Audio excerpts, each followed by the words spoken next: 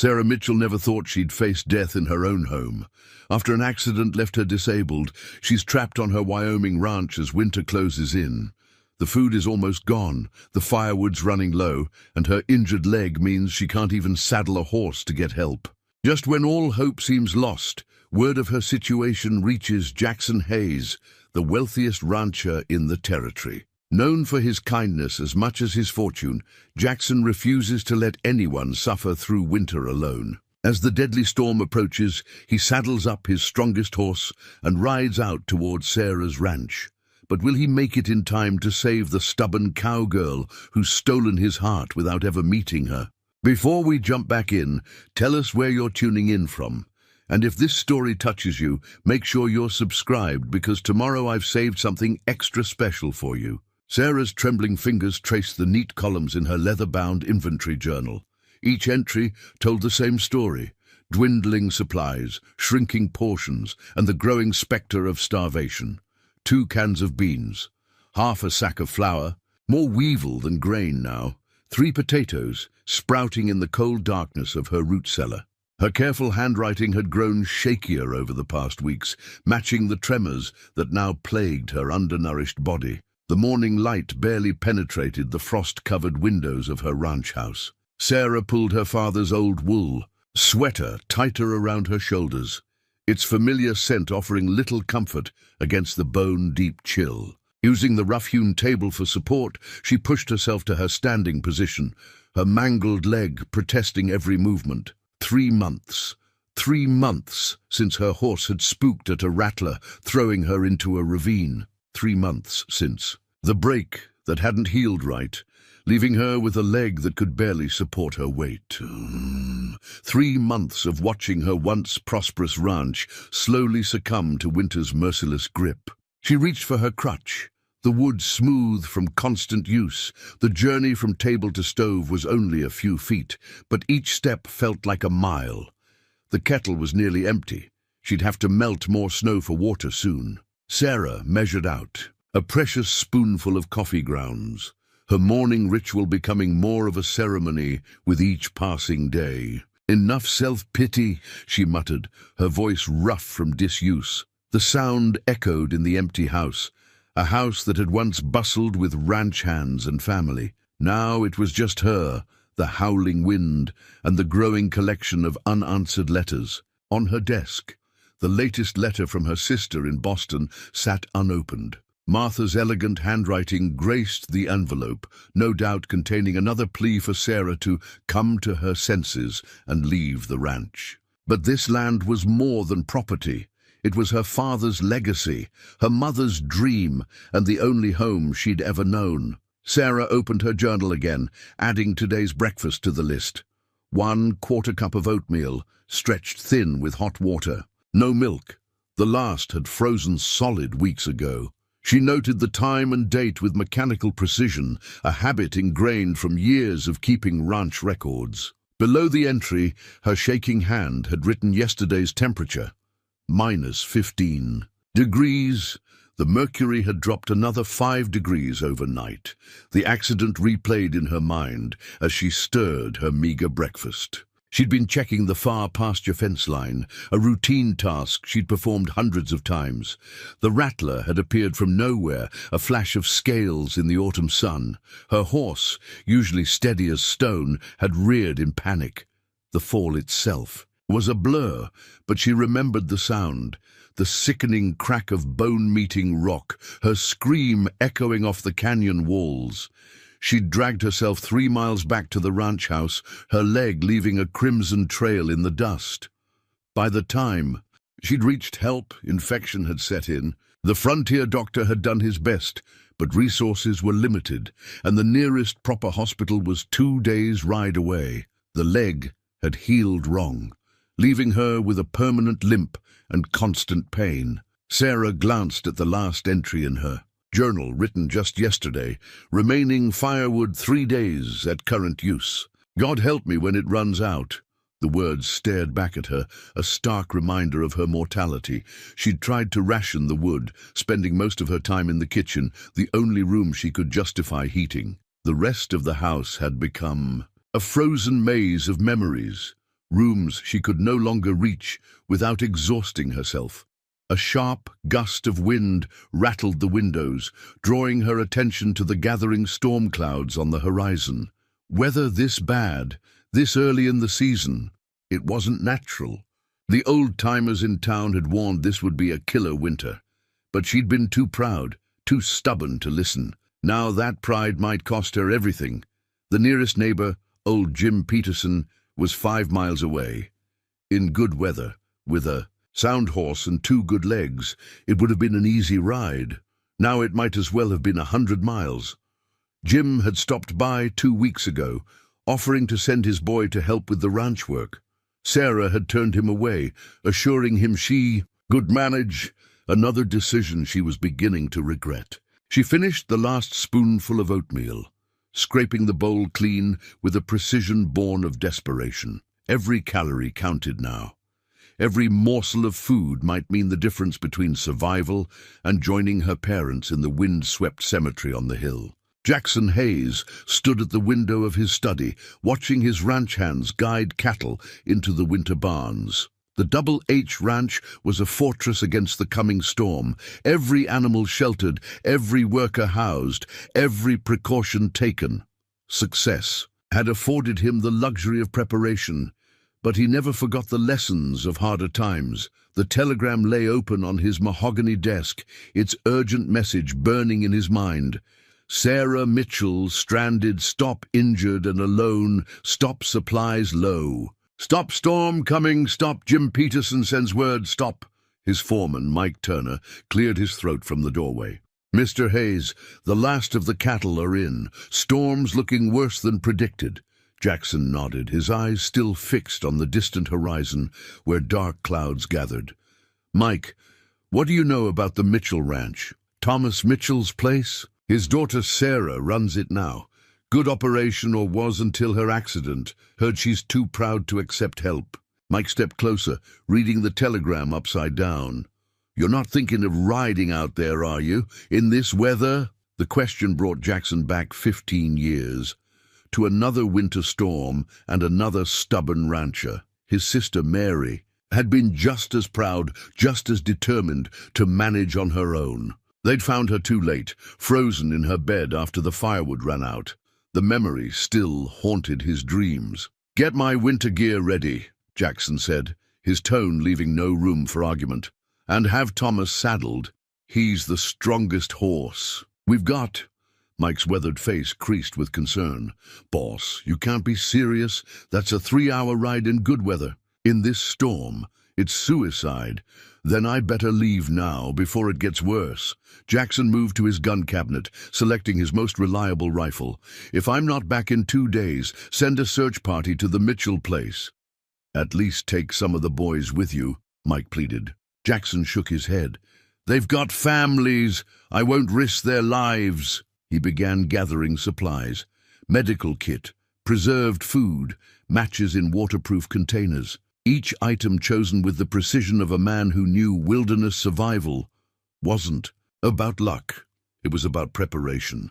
The ranch's success had made Jackson one of the territory's wealthiest men, but wealth meant nothing if you couldn't use it to help others. His father had taught him that, along with every other lesson about ranching and life. A man's true worth, he'd said, is measured not by what he has, but by what he gives. As he packed, Jackson's mind wandered to the stories he'd heard about. Sarah Mitchell. She'd taken over the ranch at 25 when her father died, turning a modest operation into one of the most respected breeding programs in the territory. Even after her accident, she'd refused to sell, fought to maintain her independence.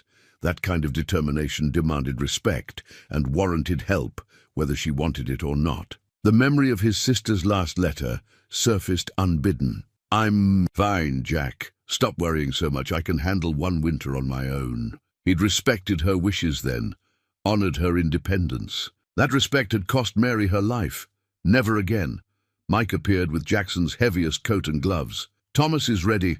Cook packed you some hot coffee in a thermal flask. He hesitated, then added, the men are saying this could be the worst storm in 20 years. Then we better hope Miss Mitchell has enough firewood to last until I get there. Jackson checked his pocket watch. Barely 3 hours of daylight left.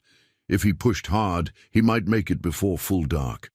The sound of distant thunder rolled across the prairie as Jackson mounted Thomas. The big bay stallion shifted uneasily, sensing the approaching storm. Around them, snowflakes had begun to fall, fat, wet flakes that meant business. "Boss," Mike called out as Jackson turned toward the ranch gate. "What if she won't accept help?" Jackson's laugh was grim. "Then she can argue with me where it's warm, with a full belly and a hot fire." He touched the brim of his hat in farewell. "See you in 2 days, Mike. Keep the lights on." As he rode out, the wind began to rise, carrying the promise of nature's fury. But Jackson Hayes had never been one to back down from a fight, whether it was against the elements or human stubbornness. He'd already lost one person to winter's cruel embrace. He wouldn't lose another, not if he could help it. The Mitchell ranch lay ahead somewhere in the gathering storm, and with it, a woman who probably wouldn't thank him for coming. But sometimes, Jackson knew, the most important help was the kind you didn't ask for. The saddlebags told the story of a man who understood survival. Jackson checked each item methodically: bandages, antiseptic, morphine for emergencies. The doctor's kit he'd started carrying after Mary's death had saved more than one life over the years. Next came the food: pemmican, dried beef, hardtack, all carefully wrapped to keep dry. A metal tin of matches, each one dipped in wax. 2 full canteens, plus a collapsible canvas bucket for melting snow. "You're really doing this," Mike said, holding Thomas's bridle as Jackson made his final checks. The snow was falling faster now, the wind picking up strength with each gust. Jackson tightened the cinch on his saddle, feeling Thomas's warm breath against his neck. Someone has to. The collection of supplies had grown with each person who'd heard of his plan. Cook had insisted on including her special restoration broth, sealed in glass jars and wrapped in thick wool. The blacksmith contributed an ingenious folding stove he'd designed for cavalry scouts. Even young Billy, the stable boy, had brought out his prized possession, a compass that had belonged to his father in the war. "That storm's coming in from the north," old Pete, the ranch's weather watcher, called from the barn door. "Going to push temperature down to 20 below, maybe worse. Wind's going to be the real killer, though." Jackson nodded, mentally calculating distances and landmarks. The route to the Mitchell Ranch wasn't complicated. Follow Copper Creek for the first hour, then cut east at Lightning Ridge, keeping the Twin Peaks to the north. Simple enough in clear weather. In a snowstorm, with visibility dropping by, the minute those same landmarks could become a deadly maze. He pulled out his map, already marked with alternate routes and shelter points. 3 line camps between here and the Mitchell place, if things got desperate. An abandoned mining shack, just off the main trail. Places to hole up if the storm proved too fierce even for his determination. "Boss," Mike said quietly, "you've done everything you can for this territory. No one would blame you for waiting out the storm." Jackson's hand stilled on the map. "You remember what my father used to say about wealth? That it's not about what's in your pocket, but what's in your heart." "Exactly." Jackson folded the map carefully, tucking it into his inner coat pocket. "What good is all this if we don't use it to help others? What's the point of success if we let our neighbors suffer?" The memory of Mary rose again. Her fierce independence, her refusal to accept help, her belief that accepting assistance meant admitting failure. He'd respected her choice then, honored her stubborn pride. That respect had haunted him every day since. Thomas shifted beneath him, eager to move despite the weather. The big bay was mountain-bred, sure-footed in snow, and strong enough to carry 2 if necessary. Jackson had paid a small fortune for him 3 years ago, and the horse had proved worth every penny. A final check of his gear, rifle secured but accessible, extra ammunition dry and protected, knife on his belt, backup blade in his boot. The weight of his father's pocket watch in his vest pocket, its steady tick a reminder that every minute counted. The ranch hands had gathered at the gate, their faces showing a mixture of concern and admiration.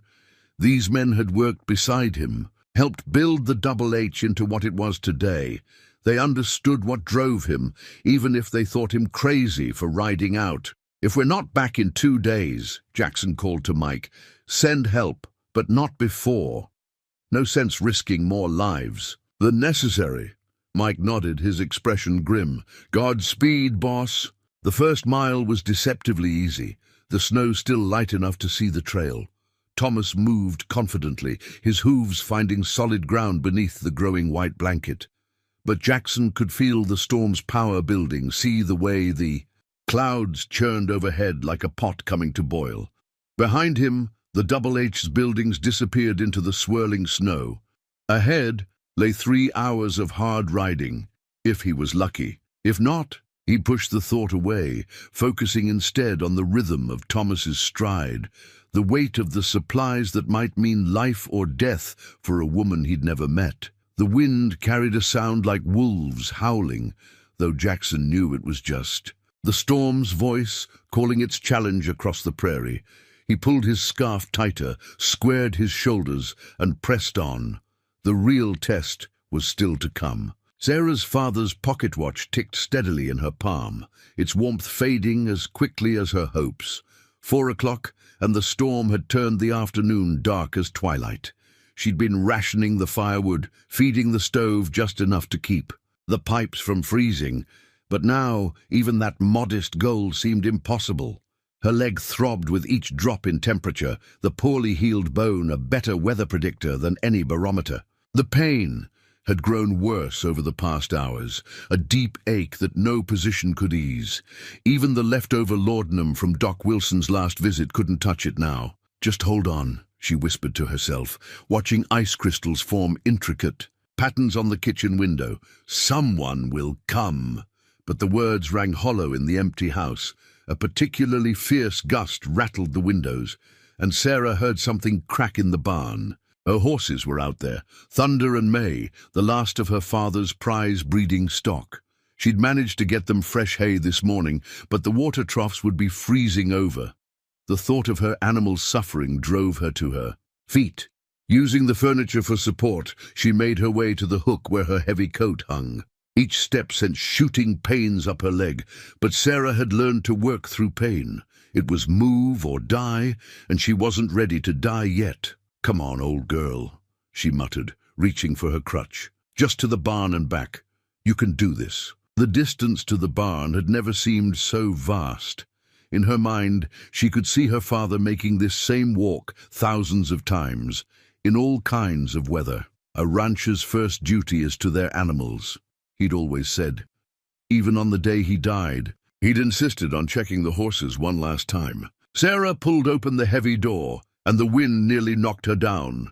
Snow stung her face like needles, and her bad leg buckled. She caught herself against the doorframe, breathing hard. The barn was only 50 yards away, but in this weather, it might as well have been 50 miles. The first step into the snow sent a shock of cold through her boot. By the third step, she couldn't feel her toes. The crutch kept sinking into the deepening drifts, making each movement a battle. But Sarah Mitchell hadn't survived 3 months of isolation and injury by giving up easily.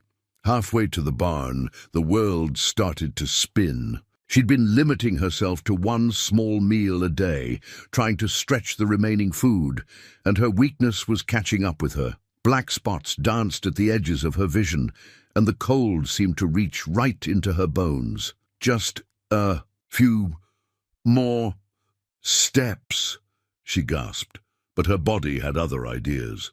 Her injured leg gave out entirely, sending her sprawling into the snow. The fall knocked the wind from her lungs, and for a moment all she could do was lie there, watching the snow swirl overhead. The pocket watch had fallen from her coat in the fall. She could see it glinting in the snow, just out of reach. Her father's voice echoed in her memory. "Time's the one thing you can't get back, Sarah girl. Use it wisely." Using the crutch as a lever, she managed to push herself to her knees. The watch was still ticking, she noticed as she retrieved it, still keeping perfect time despite everything, like her father had been, like she tried to be, reliable, steady, unstoppable. But as she looked up at the barn, still 20 yards away, Sarah felt something she hadn't allowed herself to feel in months: despair. Her clothes were already soaked through, her fingers numb, her strength fading. If she didn't get back to the house soon, she wouldn't make it back at all. "I'm sorry," she whispered to the horses she couldn't reach, to her father's memory, to her own stubborn pride. Turning back was the hardest decision she'd ever made, but staying in the snow meant certain death. The return journey was even worse. Twice she fell, each time taking longer to rise. By the time she reached the porch, tears had frozen on her cheeks, and her entire body shook with cold and exhaustion. Inside, the fire had died to embers. Sarah collapsed into her father's old chair, too drained even to remove her wet clothes. As darkness gathered outside, she clutched the pocket watch, its steady ticking now the only sound besides the howling wind. "Please," she whispered, though she wasn't sure who she was asking. "Please, help me." The storm's only answer was another violent gust that made the whole house creak, like a ship about to sink beneath icy waves. Jackson's compass was the only thing keeping him on course now. The storm had erased the world beyond a few feet of his horse's head, turning familiar territory into an alien landscape of white. Thomas pressed forward with steadfast determination, but even the mighty bay's strength was being tested by the deepening snow and relentless wind. "Easy, boy," Jackson murmured, brushing ice from the horse's mane. "We're not quitting yet." They'd lost the trail an hour ago, when the snow covered the last visible landmarks. Now Jackson was navigating by instinct and the small brass compass, its needle wavering between north and salvation. Every few minutes he had to clear the ice from its face, his gloved hands clumsy with cold. The temperature was dropping faster than he'd anticipated. Even through his heavy coat, Jackson could feel the deadly bite of the wind. His beard was frozen solid, and ice had formed on his eyelashes, making it hard to blink. But it wasn't his own survival he was worried about. If it was this bad out here, how was Sarah Mitchell faring? The thought drove him to press on when every instinct screamed for shelter. He'd passed the last line camp 30 minutes ago, ignoring its promise of safety. There'd be time for rest when he reached the Mitchell ranch, or when the storm claimed him, whichever came first. Thomas stumbled suddenly, plunging knee-deep into a hidden drift. Jackson felt the big horse's muscles bunch and strain as he fought to keep his footing. For a heart-stopping moment, they teetered on the edge of disaster. Then Thomas's strength prevailed, and they were moving again. But the close call was a stark reminder of their vulnerability. "Just like old times, eh?" Jackson patted Thomas's neck, remembering other rescues, other storms. The horse had carried him through things that would have killed lesser animals. But even Thomas had limits, and they were pushing them hard. The compass needle spun wildly for a moment before settling. Jackson squinted at it through the swirling snow, doubt creeping in for the first time. Was he reading it right? Had they drifted too far south? In weather like this, a mistake of a few degrees could mean missing the ranch entirely. His sister's face flashed before him, not as she'd looked at the end, but alive, laughing, full of the stubborn pride that had killed her. The same pride that might be killing Sarah Mitchell right now. "Not this time," he growled into the wind. "Not on my watch." The storm seemed to take his defiance as a challenge.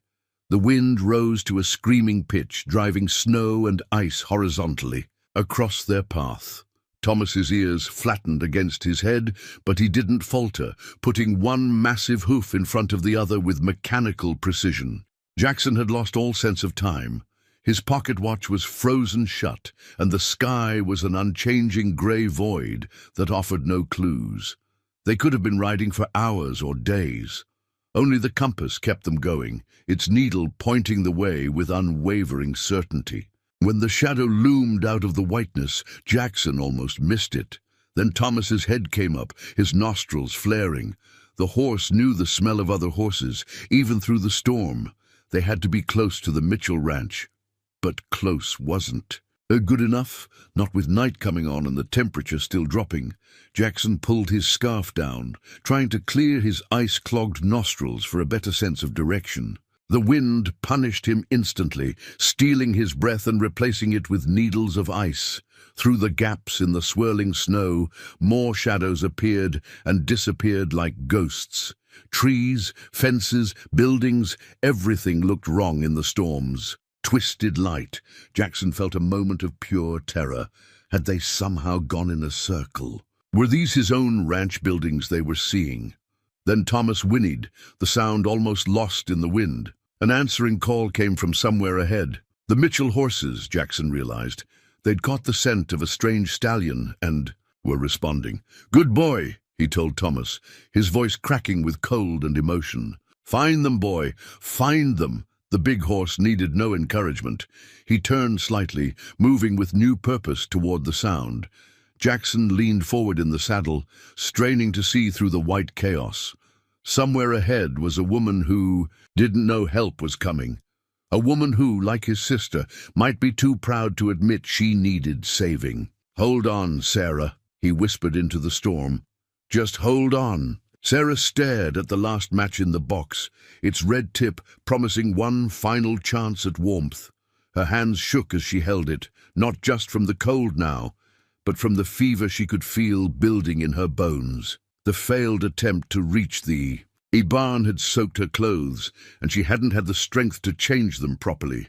The fire had died completely while she dozed in her father's chair, leaving the kitchen as cold as a tomb.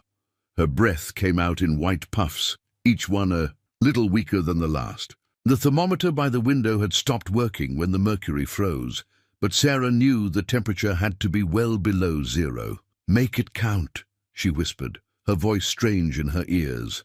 One match, 3 pieces of kindling, and the last chunk of firewood. No room for mistakes. She struck the match. Nothing. Her heart stopped as she stared at the unlit match. The sulfur head was intact, but no flame appeared. Too cold, she realized with growing horror. The matches were too cold to light. Sarah tried to stand, thinking, to warm the match with her body heat, but her legs betrayed her. She crashed to the floor, the match skittering away under the stove. A cry of despair escaped her lips as she watched her last hope disappear into the shadows. The fall had jarred her injured leg, sending fresh waves of agony through her body. But worse than the pain was the knowledge that she couldn't get up. Her strength was gone, sapped by cold and hunger and the fever that made the room spin even. While lying still, "Get up," she commanded herself, her father's voice echoing in her memory. Mitchell's don't quit, but her body wouldn't obey. The most she could manage was to drag herself closer to the stove, using her arms to pull her weight across the rough wooden floor. The motion sent her father's pocket watch sliding from her coat pocket. It landed face up, its hands still marking. Time with merciless precision. 6 o'clock. Night was falling. Strange shapes danced at the edges of her vision. Was that her mother in the corner, hanging washing as she used to do? No. Just her coat on its hook, swaying in drafts that found every crack in the old house's walls. Sarah tried to focus, to think through the fog settling over her mind. There were things she should be doing, important things. The horses needed water, the chickens needed to be checked, bills needed paying. A laugh bubbled up, slightly hysterical. Bills. What did bills matter now? The fever was making it hard to tell what was real. She could have sworn she heard hoofbeats outside, but that was impossible in this storm, just like she thought she'd heard her father's voice calling her name earlier. "I'm sorry, Papa," she mumbled, her words slurring. "I tried to keep it going, tried to make you proud." The cold was becoming almost comfortable now, a dangerous sign she recognized distantly. Her eyelids grew heavy, each blink lasting longer than the last. Somewhere in the back of her mind, a voice was screaming at her to stay awake, but it seemed so much easier to just rest for a moment. Her last coherent thought was of the horses, poor Thunder and May, waiting in the barn. At least they had hay, at least they had each other. The house creaked and groaned around her, ice crackling in its joints like breaking bones. Or maybe those were her bones crackling as the cold crept deeper. It was getting hard to tell the difference between herself and the house. Both of them, dying slowly, both of them alone. Sarah's eyes drifted to the window, where the storm painted ghostly patterns in the frost. Was that a light out there? No, couldn't be. No one would be fool enough to ride in this weather. No one would come for her now. The pocket watch ticked on, counting down moments she no longer had the strength to count. Her father had always said the watch would run forever if you wound it regular. Seemed he was right about that, at least. Just need to rest, she whispered to the empty room. Just for a minute. The darkness at the edges of her vision began to close in, soft and welcoming as a warm blanket. Sarah didn't fight it anymore. She was so tired of fighting. Outside, the storm howled its triumph, and somewhere in the distance a horse screamed. The frozen door yielded to Jackson's third shoulder strike, ice cracking like gunshots as it burst inward. Wind and snow howled through the opening, but he was already moving, guided by instinct and desperation. The house was dark and cold as a grave, a comparison he refused to dwell on. Miss Mitchell, his voice seemed swallowed by the darkness. Sarah. The beam of his storm lantern swept across abandoned rooms, each one empty and frosted with cold. Then he reached the kitchen, and his heart nearly stopped. A figure lay crumpled by the stove, unmoving. No, he breathed. Not again. Jackson crossed the room in 2 strides, dropping to his knees beside her. Sarah Mitchell was curled into herself like a fallen bird, her clothes stiff with ice. Her skin was pale as new snow, lips tinged blue. But when he pressed fingers to her throat, a pulse fluttered weakly against his touch. Thank God, he muttered, already shrugging off his heavy coat. Stay with me, Sarah, stay with me. She didn't respond as he wrapped her in the coat, didn't stir as he lifted her like a child. So light, he thought. Too light. How long had she been rationing food? The stove was stone cold, but his practiced eye found kindling stacked nearby. One-handed, holding Sarah against his chest with the other arm, he began feeding small sticks and paper into the firebox. The matches from his waterproof tin caught instantly, and soon a small flame flickered to life. You're safe now, he told her unconscious form. I've got you. Jackson worked quickly, efficiently, the way his father had taught him. More wood on the fire. Storm shutters closed against the wind. Snow melted for water. Every few minutes, he checked her pulse, relieved to find it growing stronger. When color finally began returning to her cheeks, he allowed himself to breathe. She was going to make it. He hadn't been too late this time. Sarah stirred, eyelids fluttering.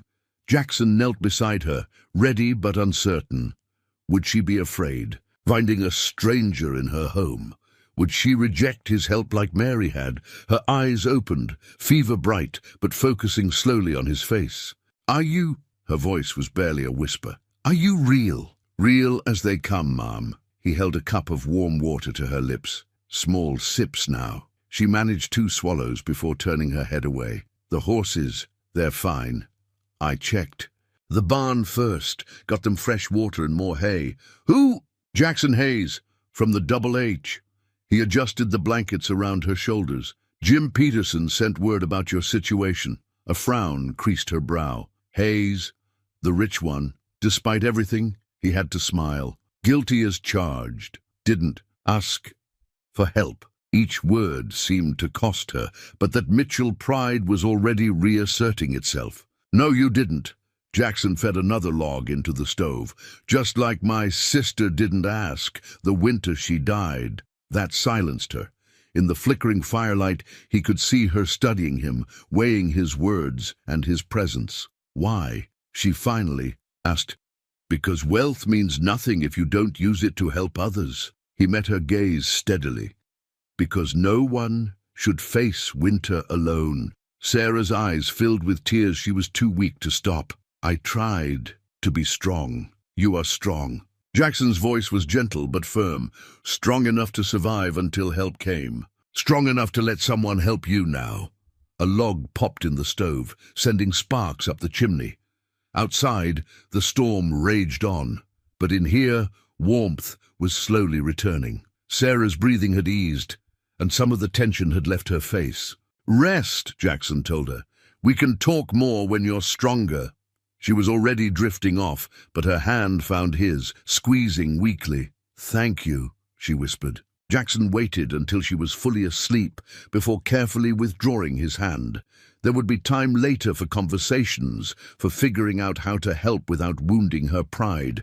For now, it was enough that she was alive, that he hadn't failed. This time, he settled into a chair by the stove, prepared to keep watch through the night. On the floor where he'd found her, Sarah's father's pocket watch kept ticking, marking the moments of a life that would continue after all. The storm could rage all it wanted now. Inside this kitchen, hope had rekindled along with the fire. The medical kit spread before Jackson told a story of careful preparation. Bandages, herbs, tinctures, everything chosen with purpose. He'd learned field medicine during his early ranching days when doctors were scarce and emergencies common. Now, watching Sarah's fitful sleep, he was grateful for every lesson. Her fever worried him most. The thermometer from his kit showed 102 degrees and climbing. Hypothermia followed by fever was dangerous. He'd seen it kill strong men in the mountains, but Sarah Mitchell was proving stronger than most.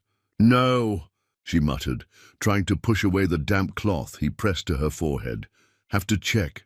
The fences. Fences can wait," he said quietly, noting how she calmed at the sound of his voice. "Your job right now is getting better." While she slept, Jackson had taken stock of the ranch's situation. The kitchen told the story of her careful rationing, nearly empty shelves, precisely measured portions. She'd managed her resources well, but no amount of careful planning could have prepared for this winter. He'd found her journal by the stove, its neat columns showing dwindling supplies. The last entry was smudged, the usually precise handwriting shaky. "God help me when it runs out." "He did," Jackson murmured, adding another log to the fire. "He sent me." Sarah stirred again, her eyes opening clearer than before. "Mr. Hayes?" "Jackson," he corrected, helping her sit up slightly. "Think you can manage some broth?" She nodded, though he could see the effort it cost her. Pride warred with necessity on her face as he held the cup to her lips. The broth was one of Cook's special recipes, rich with nutrients needed for healing. "Your horses," she said after a few sips. "Are they in your barn with yours, all settled for the night?" He smiled at her priorities. "Thomas, that's my bay, has already made friends with your pair." "Thunder and May!" A shadow crossed her face. "I tried to reach them earlier." "That's how you got soaked." It wasn't a question. He'd seen the tracks in the snow, the struggle journey that had nearly killed her. "They're fine. You're the one we need to worry about." Sarah's hand trembled as she reached for the cup again. This time, he let her hold it herself, staying close in case her strength failed. "Why did you come?" she asked. "Really?" Jackson was silent for a moment, stoking the fire. "My sister Mary lived alone, ran her own place. Proud, independent, like you." He met Sarah's eyes. "Storm came early that year. By the time I decided to check on her, roads were blocked. Took us 3 days to reach her place. What happened? Found her in her bed. Fire had gone out. Food was there, but she..." He swallowed hard. "Doctor said she'd been gone about a day when we arrived." Sarah's free hand found his arm, her touch light but steady. "I'm sorry. Since then, I made a promise. Not going to let pride kill anyone. Else not if I can help it." The wind howled outside, rattling windows, and reminding them both how close she'd come to sharing Mary's fate. Sarah shivered, and Jackson tucked the blankets tighter around her. "I'm not..." She paused, gathering strength. "I'm not used to needing help. None of us are." He checked her fever again. Still high, but not climbing. "But needing help doesn't make you weak. Sometimes it just makes you human." She managed a weak smile. "Is that what you tell all the stubborn ranchers you rescue?" "Only the ones worth saving." Their eyes met, and something passed between them. Understanding, perhaps, or the beginning of trust. Then Sarah's strength failed, and she sagged back against the pillows. "Rest," Jackson said, taking the empty cup. "The storm's not letting up any time soon, and you've got some healing to do.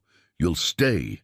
The question was barely a whisper, but he heard the fear behind it, fear of being alone again, of waking to find this had all been a fever dream. "Not going anywhere," he promised. "Got nowhere better to be than right here." Sarah's eyes drifted, closed, her breathing evening out. In sleep, the lines of worry smoothed from her face, making her look younger, more vulnerable. Jackson settled back in his chair, prepared for another night of watchful waiting. Outside, the storm raged on, but it had lost its power to frighten. In this kitchen, with the fire crackling and Sarah sleeping peacefully, they had created a fortress against the cold. And in that fortress, something new was taking root, something neither of them had expected to find in the heart of winter. Dawn broke on the third day with Sarah sitting up in her father's old rocker, hands wrapped around a steaming cup of coffee. Real coffee from Jackson's supplies, not the stretched thin brew she'd been rationing. The simple pleasure of it brought tears to her eyes that she quickly blinked away. "Good?" Jackson asked, his own cup warming his hands as he leaned against the stove. "Best I've had in months." She took another careful sip, savoring the rich flavor, though that might be the starvation talking. His expression tightened at her attempt at humor, and Sarah regretted the words immediately. Over the past 2 days, as her fever broke and strength slowly returned, she'd learned to read the shadows that crossed his face when she mentioned how close she'd come to dying. "Sorry," she said softly. "That wasn't funny." "No, it wasn't." He set his cup down, came to crouch beside her chair. "But you're alive. That's what matters." The morning light caught his face, and Sarah studied him properly for the first time since he'd burst through her door. Strong features, weathered by sun and wind, but kind. Eyes that saw too much, maybe, but didn't judge. Not what she'd expected from the territory's wealthiest rancher. "Tell me about her," Sarah said suddenly. "Your sister." Jackson was quiet. For so long she thought he wouldn't answer. Then he pulled up a chair, settling in with the air of a man preparing to unlock a long-closed door. She was like sunlight, bright, warm, stubborn as the day is long. A smile touched his lips. She could gentle the wildest horse, charm the orneriest ranch hand, but she had her pride, wouldn't take a penny from anyone, wouldn't admit when she needed help. "Sounds familiar," Sarah murmured. "She was running her place alone after her husband died, doing fine too until that winter." His hands tightened on his cup. "I kept thinking I should check on her, but she'd been so adamant about handling things herself. Didn't want to insult her by showing up uninvited." "It wasn't your fault, wasn't it?" He met her eyes. "I knew she was too proud to ask for help, knew the storm was coming, but I respected her independence more than I loved her life." Sarah reached out, touched his arm. "You were honoring her wishes, and now I honor her memory by not making the same mistake twice." He covered her hand with his. "When Jim's message came about you, I didn't think twice. Couldn't." The touch of his hand sent warmth through her that had nothing to do with coffee or the crackling fire. Sarah found herself noticing other things, the gentle strength in his fingers, the way his presence filled the kitchen with something more than just body heat. "I've been thinking," Jackson said, withdrawing his hand slowly, "about your ranch." Sarah tensed. Here it came, the offer to buy her out, to take over. She'd heard rumors about Hayes buying up struggling properties, though the stories always said he was fair about it. "I'm not selling," she said firmly. To her surprise, he laughed. "Wasn't going to suggest it. I was thinking more along the lines of a partnership." "Partnership? Your breeding program is legendary. Best quarter horses in 3 territories. But you need help, at least until that leg heals properly." He held up a hand as she started to protest. "Not charity, business. We combine our herds, share the work and the profits. Your knowledge, my resources." Sarah blinked, taken aback. It wasn't at all what she'd expected. Why would you want to partner with a crippled woman who nearly died of stubbornness? Because that woman also managed to keep her ranch going alone for 3 months with a bad leg and dwindling supplies. Because she'd rather freeze trying to reach her horses than leave them uncared for. His eyes held hers. Because someone that determined, that capable, would make one hell of a partner. The proposal hung between them, full of possibilities. Neither of them was ready to name. Sarah looked down at her coffee, seeing her reflection in the dark liquid. Yesterday, her future had seemed as empty as her pantry. Now, I'll think about it, she said finally. Jackson smiled, and something in Sarah's chest tightened. That's all I'm asking. For now. The storm had died down overnight, leaving the world outside blanketed in pristine white. But in the kitchen, with sharing coffee and possibilities, something was definitely thawing. The ranch deed lay on the kitchen table between them, its aged paper a testament to generations of Mitchell pride and perseverance. Sarah traced her fingers over her father's signature as she listened to Jackson's warning about the approaching storm. "This one's worse than the last," he said, spreading out a weather map he'd brought from his saddlebags. 3 days of heavy snow, temperatures dropping to 30 below. We need to make a decision. I'm not leaving. Sarah's voice was quiet but firm. A week of proper food and rest had restored some of her strength, but they both knew she wasn't fully recovered. "Sarah!" Jackson ran a hand through his hair in frustration. "Your house isn't ready for this kind of cold. The north walls got damage from the last storm. The roof needs work. Then we'll fix it. In time for tomorrow night? Even with 2 good legs and a full crew, that'd be pushing it." He gentled his voice. "My offer still stands. The double. Age has room, and you'd be back as soon as—" "No!" Sarah pushed herself to her feet, gripping the table for support. "This land isn't just property, Jackson. Every nail in these walls, every fence post, every blade of grass. It's part of who I am, who we are. The Mitchells don't run." Jackson stood too, moving to steady her when she swayed slightly. His touch was automatic now, natural as breathing. And Sarah tried not to think about how much she'd come to rely on it. "Your father would want you safe," he said softly. "My father would want me fighting." She met his eyes. "You know what it's like, Jackson. This land gets in your blood, becomes part of you." He didn't answer immediately, and Sarah knew he was thinking of his own ranch, built from nothing into an empire. The deed on the table might have her family's name on it, but the passion in her voice was one he understood bone deep. "All right," he said finally.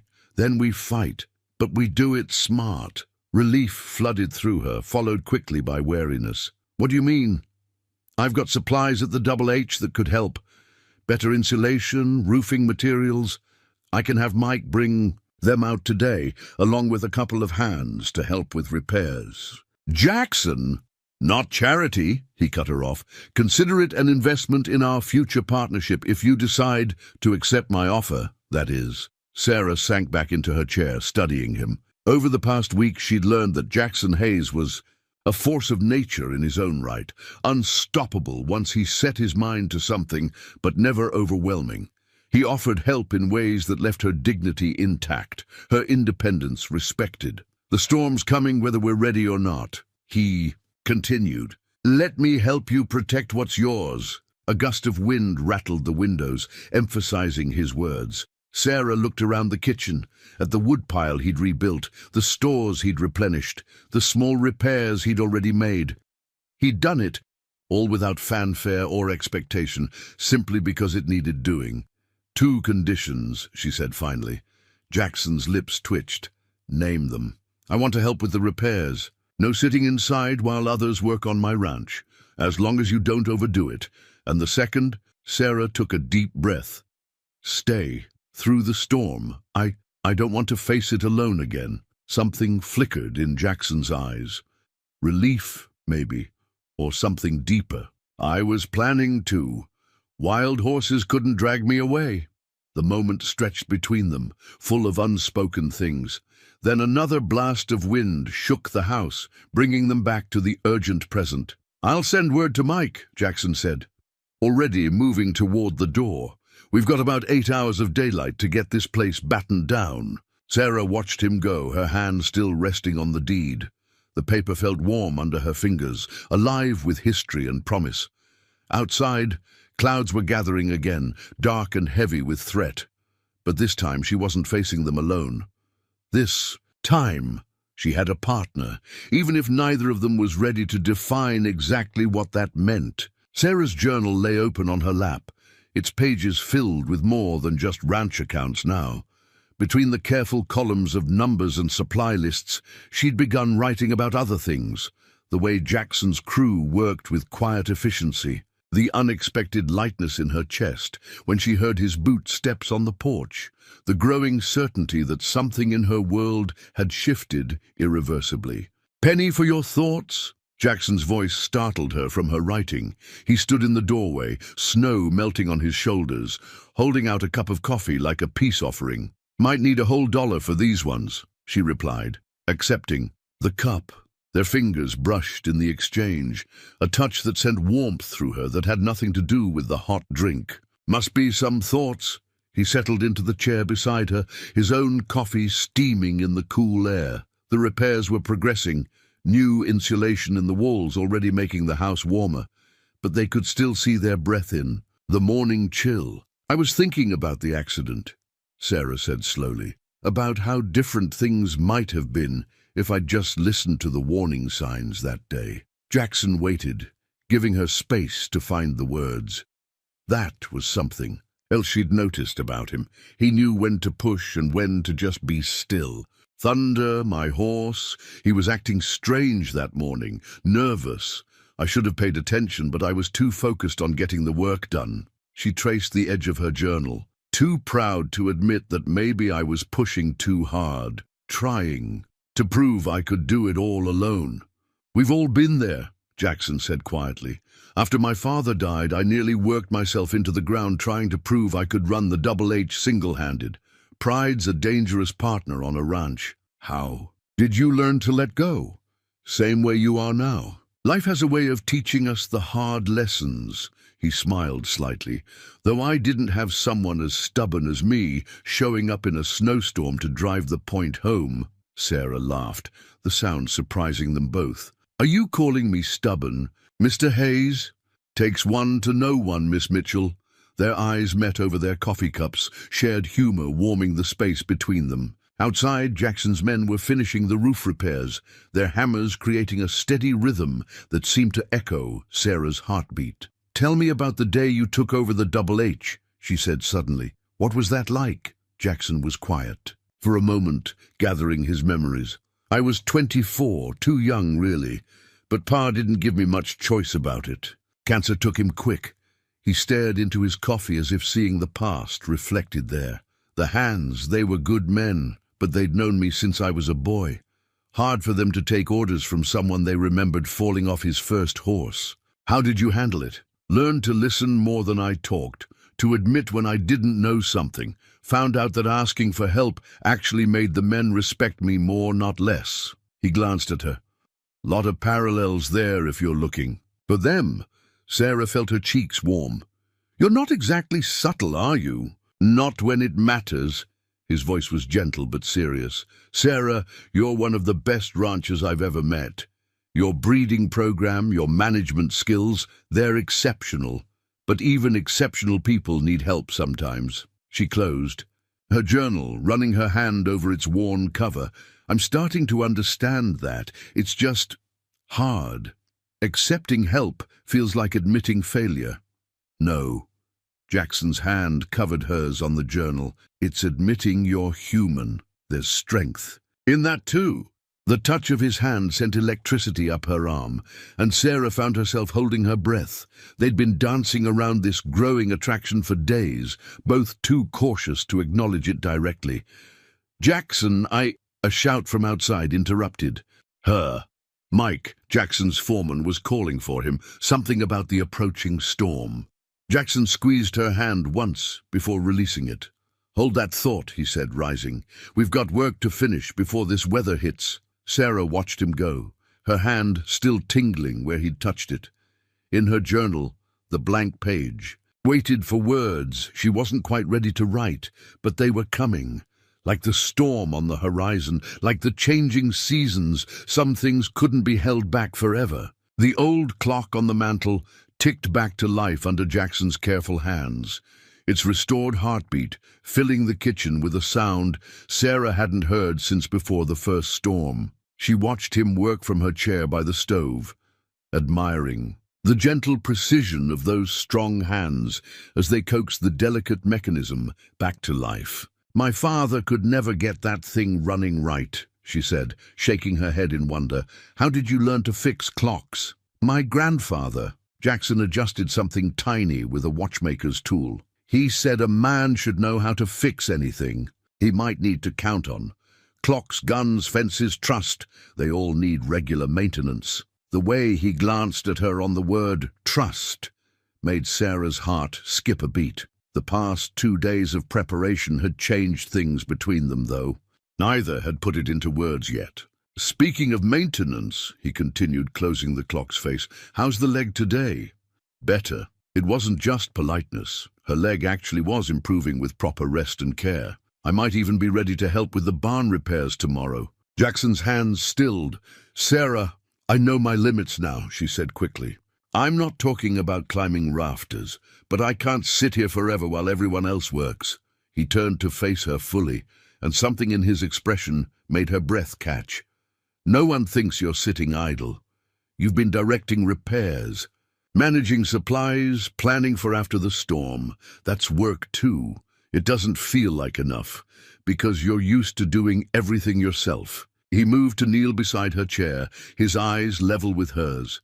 But that's not how partnerships work. There it was, that word again, partnership. It had come to mean something more than just business arrangements and shared herds. Tell me about your vision for the partnership, Sarah said softly.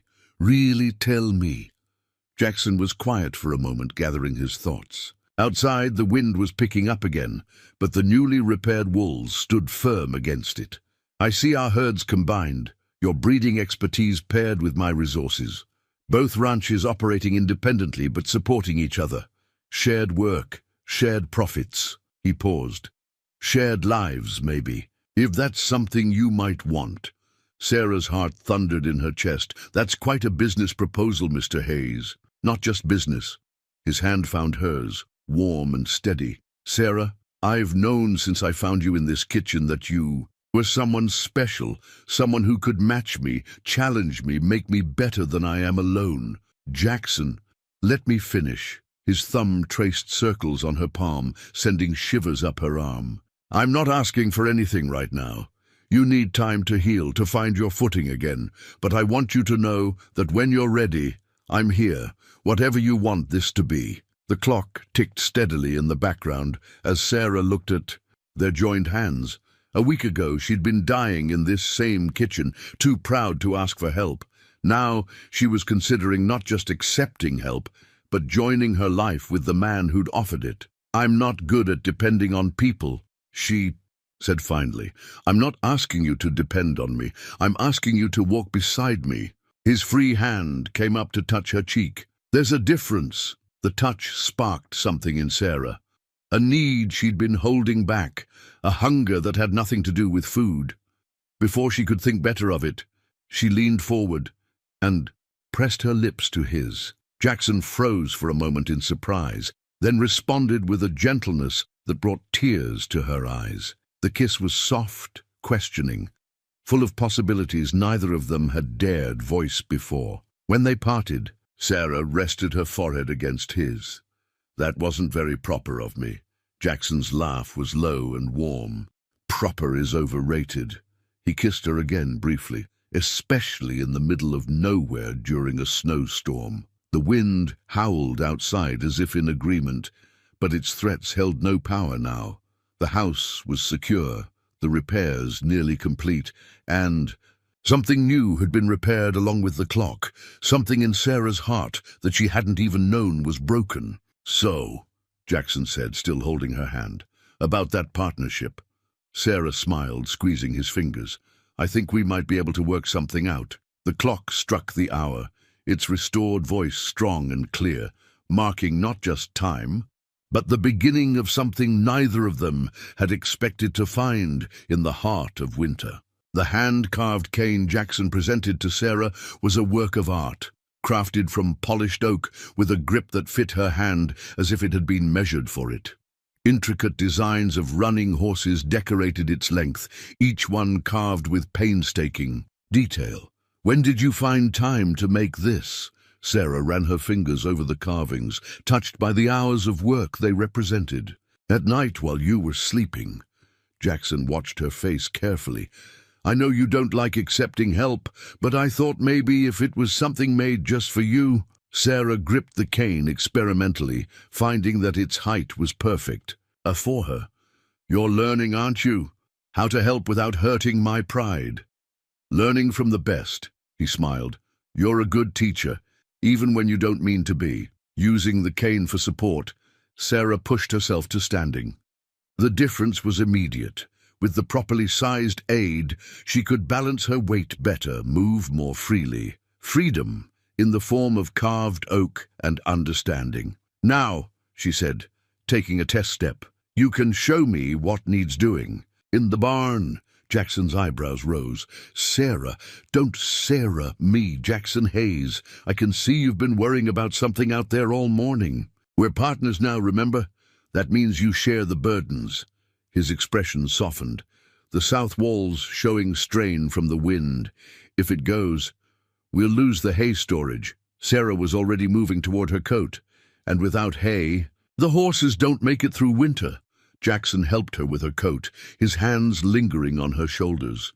But it's dangerous work in this weather. Then it's a good thing you're not doing it alone anymore. She reached up to touch his cheek. Trust goes both ways. Remember? Outside, the wind had died down temporarily, giving them a window of opportunity. Sarah moved carefully across the yard on her new cane, Jackson matching his pace to hers.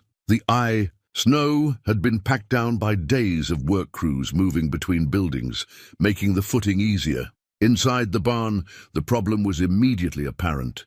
The south wall groaned with each gust, the timbers showing signs of stress. Sarah studied it with a rancher's experienced eye. We need to brace it, she pointed with her cane. There, and there, cross beams to spread the load. Jackson nodded. My thoughts exactly. Mike brought some timber yesterday, but you were worried about asking me to help with decisions about my own barn? Her tone was gently teasing. Honestly, Jackson, for a smart man, you can be remarkably dense sometimes. His laugh echoed in the barn, startling the horses. Guilty as charged, though in my defense you're not the easiest person to help. Look who's talking. Sarah moved closer to the wall, running her free hand over the weathered wood. My father built this barn 30 years ago. Said he made it strong enough to outlast him. It will, Jackson said quietly, with a little help. They spent the next hour planning the repairs, Sarah pointing out the barn's quirks and stress points, while Jackson calculated materials and manpower needed. It was a dance of expertise, her deep knowledge of the property complementing his experience with large-scale repairs. The hands can start on this tomorrow, Jackson said finally. Should take about 2 days, if the weather holds. Our timings. Good then. Storm's due in 3 days. Sarah caught his surprised look. What? You think you're the only one who can read weather signs? I think you're amazing. The words seemed to slip out before he could stop them. Sarah felt her cheeks warm. You're just saying that because I know how to brace a barn wall. I'm saying it because it's true. Jackson stepped closer, one hand coming up to cup her cheek. Because every day I find new reasons to be glad I rode out in that storm. Even though I'm stubborn, her free hand fisted in his coat, pulling him closer. Especially because you're stubborn. His smile was tender. Stubborn enough to survive. Until I got here, stubborn enough to keep me honest, stubborn enough to make sure this partnership is equal. Their kiss was interrupted by the sound of approaching horses, Mike and the work crew arriving with supplies. Sarah stepped back reluctantly, straightening her coat. "Equal partners," she said firmly. "Starting now." Jackson nodded, understanding. All she wasn't saying. The wall would be fixed, the storm weathered, the ranch preserved. Together, as it should be.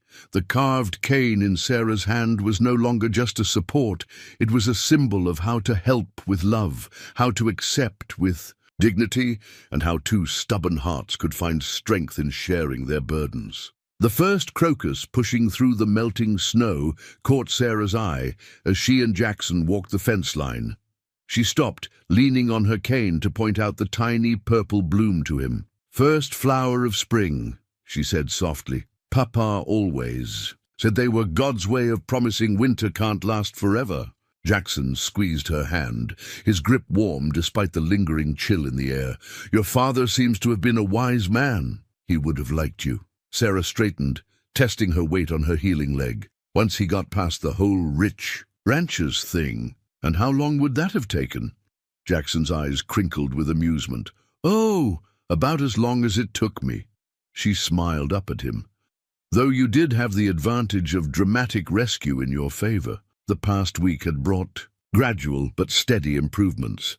The repaired barn stood strong against the last storm, which had proved milder than expected. Sarah's leg was healing better with proper rest and care, and the ranch was showing signs of recovery everywhere they looked. "Speaking of dramatic," Jackson said, helping her over a rough patch of ground, "Mike brought the breeding records from the Double H this morning. I'd like you to look them over, see if any of our bloodlines would complement your program." Sarah felt a familiar thrill at the prospect of working with good horses. "Looking to improve your stock, Mr. Hayes? Looking to combine our strengths, Miss Mitchell?" He stopped walking, turned to face her. "The partnership papers are ready whenever you want to review them." The wind carried the scent of thaw, wet earth and new grass waiting to emerge. Sarah took a deep breath, savoring the promise of spring in the air.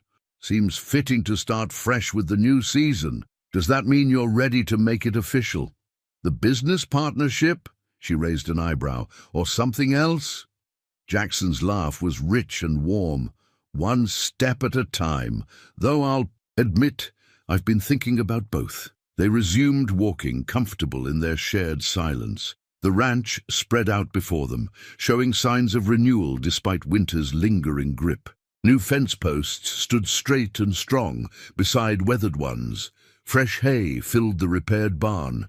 Even the house seemed to stand taller, its repaired walls and roof ready for whatever weather might come. "I've been thinking too," Sarah said. "Finally, about what you said before, about shared lives." Jackson's step faltered slightly, but he kept his voice casual. "Oh? I always thought accepting help meant giving up independence." She stopped walking, waited until he turned to face her. "But this past month has taught me something different. Real partnership.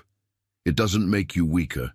It makes both people stronger." Sarah, his voice was rough with emotion. She pressed on, needing to say it all. "I'm not just talking about ranch management anymore. I think you know that." "I do." Jackson took both her hands in his, heedless of the cane that clattered to the ground. "I've known since that first morning, watching you fight your way back to strength, that you were someone I wanted to build a life with. Not just work with. Live with, love with, face whatever comes with." The crocus bloomed purple against the snow behind them as Sarah stretched up to kiss him. This wasn't their first kiss, but it felt different, like a seal on a promise, like the first page of a new chapter. When they parted, Jackson pressed his forehead to hers. "Is that a yes to the partnership?" "Which one?" Sarah smiled. "Because I'm thinking maybe we should discuss both." "Both?" His eyes lit with hope and happiness. "You're sure?" "I'm sure." She looked around at her ranch. Their ranch now, in more ways than one. "Papa also used to say that when God sends you a miracle, you don't question it. You just say thank you and hold on tight." Jackson retrieved her cane, handed it back with a flourish. "Your father really was a wise man." They continued their inspection of the fence line, making plans both spoken and unspoken. The spring wind carried promises of new growth, new beginnings. new life stirring beneath the melting snow, and in a protected corner by the fence, watched over by two people learning to build a future together, the first crocus of spring turned its face to the warming sun, proving once again that no winter lasts forever.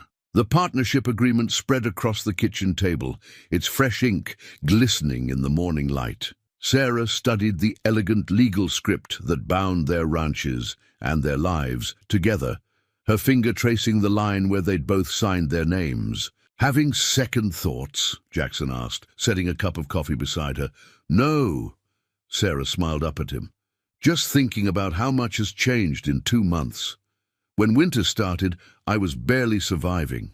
Now you're thriving." Jackson settled into the chair beside her, his thigh warm against hers. "We both are." The changes were visible everywhere they looked. The ranch hummed with productive energy, hands from both properties moving easily between tasks, Jackson's resources combining with Sarah's expertise to create something greater than either had managed alone. Their prize mare, Thunder's Daughter, was heavy with foal, the first of many planned breedings between their combined bloodlines.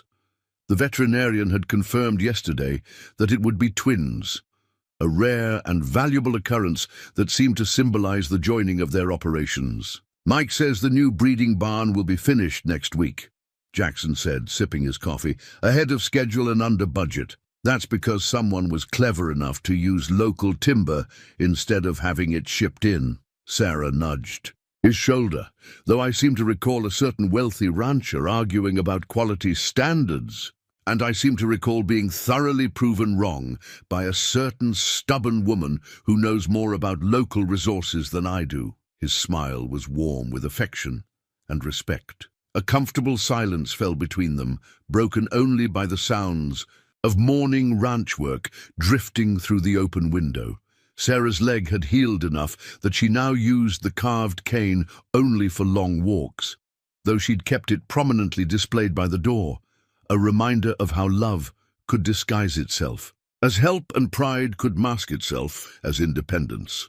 "I got a letter from Martha yesterday," Sarah said, referring to her sister in Boston. "She's planning to visit this summer, says she needs to meet the man who managed to partner with her stubborn sister. Should I be worried?" "Terrified," Sarah laughed. "She's even more strong-minded than I am." "Not possible." Jackson caught her hand, brought it to his lips. "Besides, I have experience now with Mitchell women. I know the secret." "Oh, do tell." "Respect their strength, support their dreams, and love them exactly as they are." His eyes held hers. "The rest takes care of itself." Sarah's heart swelled, with an emotion that still surprised her with its intensity. 2 months ago, she'd seen accepting help as a weakness. Now she understood that the real weakness had been in denying herself the chance at this kind of partnership, one built on equal respect, shared goals, and deep understanding. A commotion outside drew their attention. Through the window, they could see one of the new hands struggling with a young colt. Without discussing it, they both rose and headed for the door, moving in the synchronized way they'd developed. "Remember when that would have been just you dealing with it?" Jackson asked as they crossed the yard. "Remember when you would have just sent money to solve it?" Sarah countered. They shared a knowing look. They'd both changed, both grown. Sarah had learned to accept help without surrendering control. Jackson had learned that wealth was no substitute for hands-on involvement. The colt settled quickly under their combined approach, Sarah's gentle expertise backed by Jackson's steady presence. As they watched it prance away, Sarah felt a deep contentment settle over her. "We're good together," she said softly. "Better than good." Jackson's arm slipped around her waist. "We're right." The spring morning stretched before them, full of possibilities. The ranch, once struggling under the weight of Sarah's stubborn independence, now flourished with shared purpose. The partnership agreement on the table was just paper. The real transformation was in how they'd learned to blend their strengths, shore up each other's weaknesses, and create something stronger than either could have built alone. "So," Jackson said as they headed back to the house, About that other partnership we've been discussing. Sarah's laugh carried across the ranch yard, bright with happiness and promise. Some transformations, it seemed, were just the beginning of even greater changes to come. The wedding ring caught the morning light as Sarah adjusted Thunder's saddle, its simple gold band a testament to how much could change in a year. The mare stood patiently, her twin foals frolicking nearby under the watchful eye of their sire. "Jackson's Thomas. Ready for this?" Jackson's voice came from behind her, warm with pride and love. "Born ready." Sarah swung into the saddle with practiced ease, her once-injured leg now strong enough for riding. First cattle drivers official partners in every way. They'd chosen this date deliberately, exactly 1 year since Jackson had fought through a snowstorm to save a stubborn rancher from her own pride. Now, under a clear autumn sky, they were about to lead their combined herds to market together.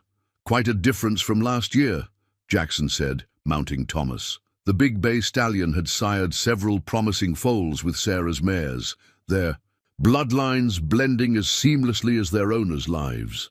Sarah looked around at their transformed ranch. New buildings stood proud alongside restored ones. Healthy cattle grazed in well-maintained pastures. Hands from both ranches worked together as one crew, their loyalty earned through respect and fair treatment. "Remember what you told me that first morning?" she asked. "About wealth meaning nothing if you don't use it to help others?" Jackson nodded, reining Thomas alongside Thunder. "I understand it better now," Sarah continued. "It's not just about money. It's about all the kinds of wealth we have. Knowledge, experience, love. They only mean something when they're shared." "Look who's getting philosophical in her old age," Jackson teased, earning a playful swat from his wife. Mike rode up, touching his hat brim. "Everything's ready, boss." He paused, grinning. Bosses. They'd kept both ranch names, the Double H and the Mitchell Ranch, but operated them as one unit now. Their marriage 6 months ago had just made official what everyone already knew. These two people, like their ranches, were stronger together than apart. The morning air carried hints of approaching winter, reminding them of how their story began. But this year they were prepared. Their barns were full, their buildings secure, their hearts certain of their path together. "Miss Mitchell, Mr. Hayes." Young Billy, no longer just a stable boy, called from the fence line. "The herd's moving." Sarah and Jackson shared a look full of meaning. Then, with the synchronization of long practice, they turned their horses toward the waiting cattle. The drive would take them past the spot where Sarah had fallen, where her solitary pride had nearly cost her everything. They'd built a shelter there now, a way station for other travelers who might need help in harsh weather. "You know what I was thinking," Jackson said as they rode, "about that partnership agreement we signed." "Which one?" Sarah's eyes sparkled. "The business one or the personal one?" "Both," he smiled. "Best deals I ever made." Their horses moved in perfect step, just as their lives had fallen into rhythm. The past year had brought challenges, of course. Doubters who questioned their unconventional partnership, old habits of independence that needed gentle reshaping, the occasional clash of strong wills. But they'd faced it all together, each a challenge making their bond stronger.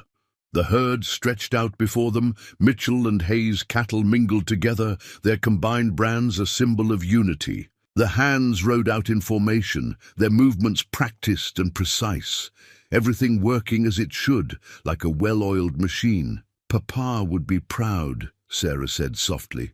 "Not just of the ranch, but of how it got here, of what we've built together." Jackson reached across the space between their horses to take her hand. "He'd be proud of you, Sarah, of how you learned that being strong doesn't mean being alone, and of how you learned that helping doesn't mean taking over." She squeezed his fingers.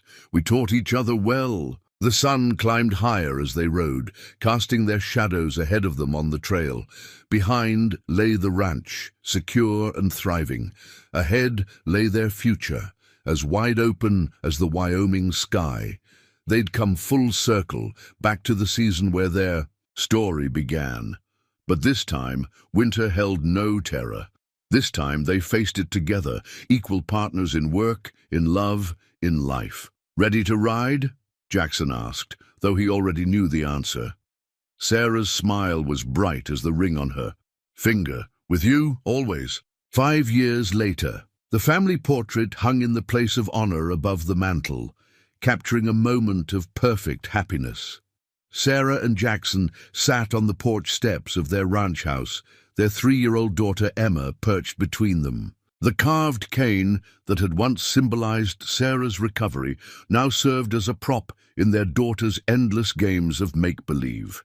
"Mama, tell me the storm story again." Emma bounced on Sarah's lap as they sat in front of the fireplace while winter winds rattled the windows. Different windows now, replaced and reinforced after the success of their combined ranches had allowed for improvements. Again, Sarah exchanged an amused look with Jackson, who was reviewing breeding records nearby. "Don't you get tired of hearing it?" "Never." Emma's eyes shone. "It's like a fairy tale, but real." "Well then," Sarah settled her daughter more comfortably, "it started on a winter day, much like this one."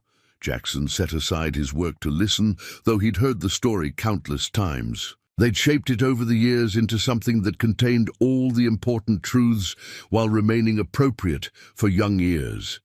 A story about pride and strength, about help and hope, about two stubborn people learning that love was worth the risk of trusting. The Mitchell Hayes Ranch had become legendary in the territory. Their breeding program produced some of the finest horses in the West, and their cattle operation had doubled in size. But more than that, they'd created something rare, a true partnership of equals, where each partner's strengths made up for the other's weaknesses. They still kept separate names for the original ranches, honoring the heritage of both families, but everyone knew them as one unit now, just as everyone knew the story of how they'd come together. Sarah's leg rarely troubled her these days, though she kept the carved cane mounted by the door, a reminder of lessons learned and love proven. Jackson had carved a smaller version for Emma, who loved pretending she was riding to rescue people in storms. The Double H and Mitchell brands had been joined by a new one, a combined mark that represented their shared legacy. It appeared on their finest horses, the ones that carried both bloodlines, just as Emma carried both their names. They'd built something their daughter would be proud to inherit someday, not just the ranch, but the story of how it came to be. The story of a woman strong enough to accept help and a man wise enough to offer it with respect. The story of how love could heal not just bodies, but pride, and how two independent spirits could find strength in joining forces. As Emma drifted off to sleep in her mother's arms, the story